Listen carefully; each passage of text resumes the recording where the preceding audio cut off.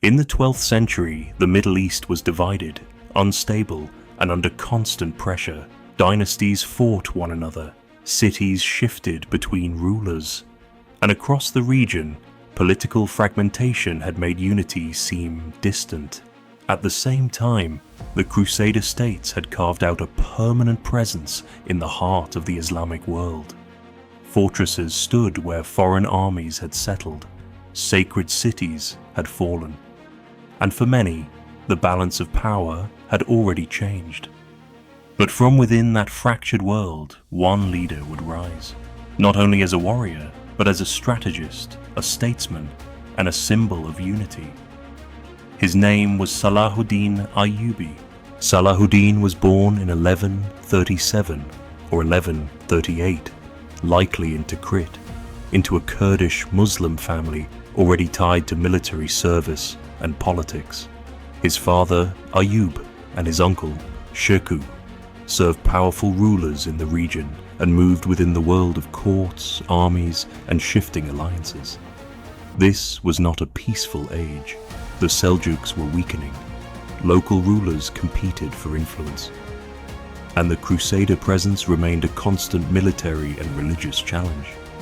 Salahuddin was born into a world shaped by conflict, but also by opportunity.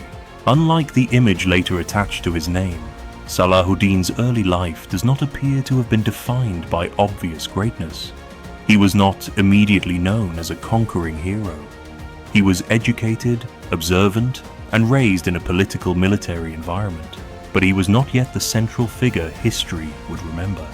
He grew up in Damascus and moved in circles shaped by scholarship, governance, religion, and war. This mattered, because the man he would become was not formed by battle alone. He was shaped by administration, diplomacy, faith, and the discipline of long preparation. At that time, one of the great Muslim rulers of the region was Nur al-Din, the ruler of Syria. He was disciplined, ambitious, and deeply committed to resisting Crusader power. Salahuddin's family served under him, and it was in Nur al-Din's world that Salahuddin began to rise. His uncle Shirkuh was a hardened general.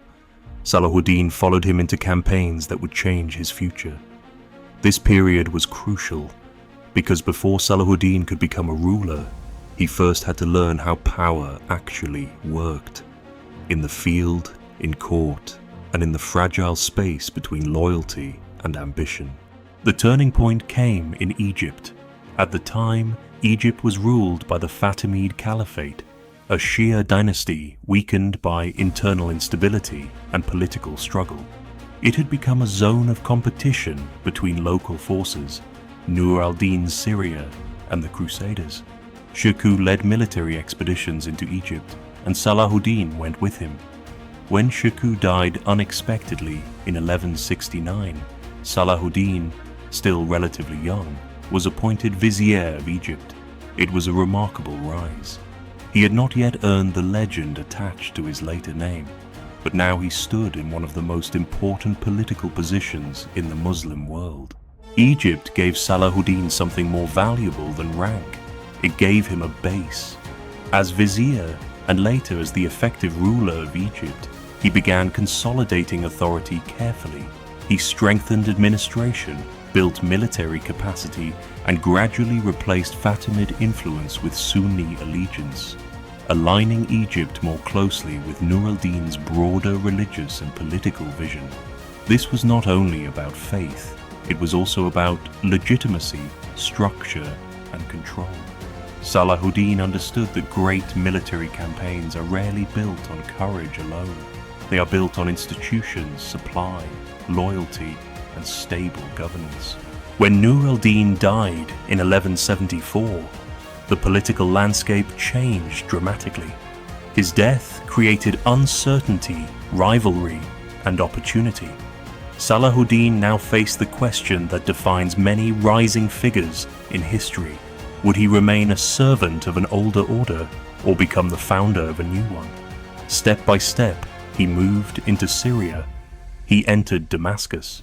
He expanded his authority.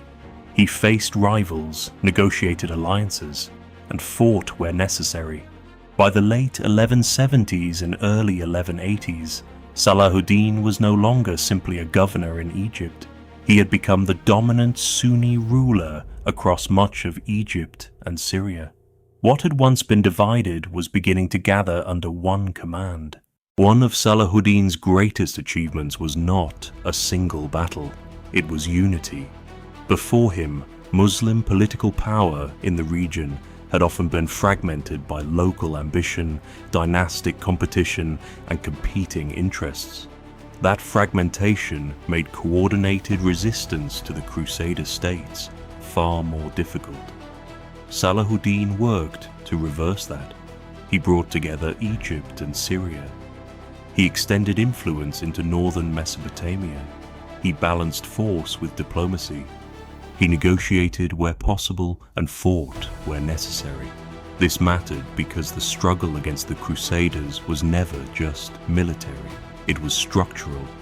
To confront a long-term enemy, he needed something bigger than courage. He needed a political order strong enough to sustain war. At Hattin, Salahuddin did more than win a battle. He broke a military system. The Crusader army, exhausted, poorly positioned, and cut off from water, was trapped under brutal conditions. Salahuddin's forces surrounded, harassed, and wore them down. Then came the collapse. The Crusader host was crushed. Key leaders were captured. The True Cross, a symbol of enormous religious importance to the Crusaders, was taken, and the military balance of the region shifted. For the Crusader states, Hattin was catastrophe. For Salahuddin, it opened the road to the greatest prize of all, Jerusalem. Later that same year, in 1187, Salahuddin entered Jerusalem. For Muslims, the city carried profound spiritual meaning. Its loss to the Crusaders in 1099 had remained one of the great wounds of the age. Its recovery now carried political, religious, and emotional significance far beyond military victory. When Jerusalem fell to Salahuddin, it was not followed by the kind of massacre that had marked the Crusader conquest nearly 90 years earlier. Instead, the city was taken with negotiated surrender and controlled terms. This did not make the event bloodless or simple, but it shaped Salahuddin's reputation deeply. He was remembered not only as the man who retook Jerusalem, but as a ruler whose victory was paired with restraint. The fall of Jerusalem sent shockwaves across Europe.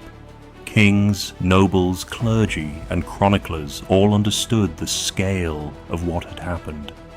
The response was the Third Crusade, a major new military expedition led by some of the most powerful rulers in Europe, including Richard the Lionheart of England.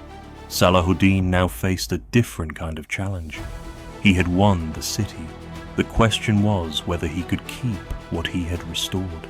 The struggle between Salahuddin and Richard the Lionheart became one of the defining rivalries of the age. Richard was fierce, gifted, and relentless on campaign. Salahuddin was patient, strategic, and politically grounded. They fought indirectly more often than directly, across a series of campaigns, sieges, and maneuvers during the Third Crusade. Cities changed hands. Armies moved along the coast.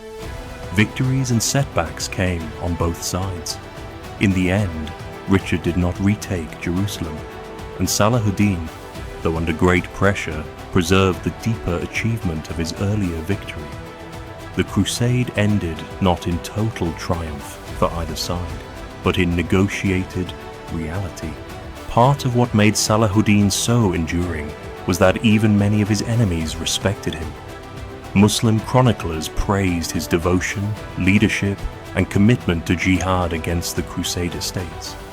Some Christian writers, while opposing him, still described him as noble, disciplined, and formidable. As with all great historical figures, legend and reality became intertwined. But even through that, a pattern remains clear. Salahuddin was more than a battlefield commander. He was a builder of political order, a ruler who understood image, legitimacy, and long-term strategy, and a man whose reputation came as much from conduct as conquest. In his final years, Salahuddin remained active, but the weight of war, governance, and responsibility had taken its toll. He died in Damascus in 1193. By the time of his death, he had altered the political and military landscape of the region.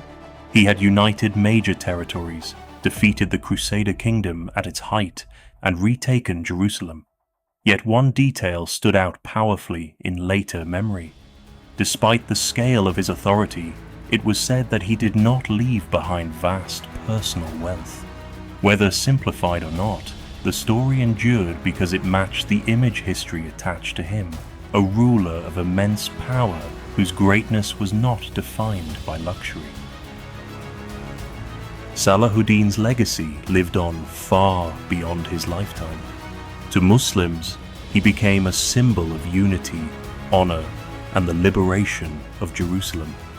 To later generations across the Middle East, he represented strength joined with legitimacy. Even beyond the Islamic world, his name survived with unusual force. In European memory, he remained not simply an enemy, but one of the very few adversaries granted lasting admiration. That kind of reputation is rare. It belongs only to those who do more than win. They reshape the imagination of history itself. Salahuddin Ayyubi rose from a fractured world and gave it direction. He inherited division but built unity. He faced foreign occupation but reversed the balance of power. He fought wars but understood that victory required more than force. It required structure, discipline, legitimacy, and patience. That is why his story endured. Not only because he defeated armies, not only because he retook Jerusalem, but because he became, for many, the image of what leadership under pressure could look like. His rise changed the medieval Middle East. His name outlived kingdoms, and centuries later, Salahuddin remains one of history's great symbols of power, purpose, and restoration.